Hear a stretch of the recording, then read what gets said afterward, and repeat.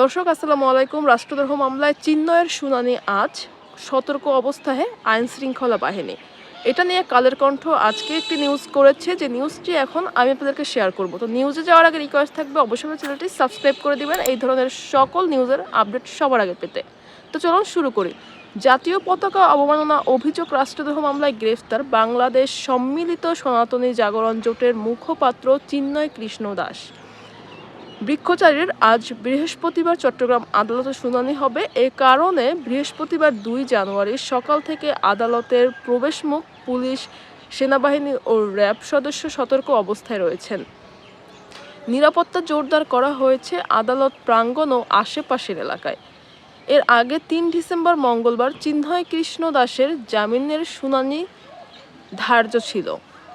রাষ্ট্রপক্ষের আইনজীবীরা উপস্থিত থাকলেও আসামিপক্ষের কেউ ছিল না, তাই আদালত রাষ্ট্রপক্ষের আবেদনের ভিত্তিতে আজ পরবর্তী শুনানির তারিখ ধার্য করেছিলেন।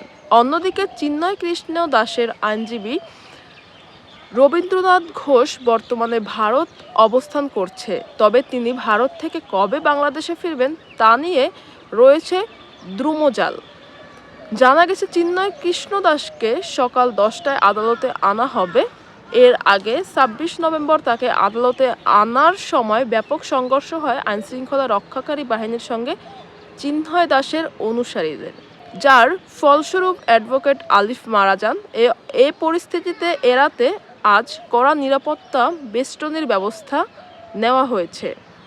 তো দর্শক, এই নিউজ নিয়ে আপনার কোনো মতামত থাকলে সেটি অবশ্যই আমাদের কমেন্ট সেকশনে জানাতে ভুলবেন না, এবং চিন্ময়ের শুনানি যেহেতু আজ, শুনানিতে কি হয় সেটিও আমি আপনাদেরকে জানিয়ে দিব। তো সেটি জানতে হলে কিন্তু চ্যানেলটি সাবস্ক্রাইব করে রাখতে হবে। ভালো থাকবেন, সুস্থ থাকবেন। পরবর্তী ভিডিওতে দেখা হচ্ছে। আসসালামু আলাইকুম।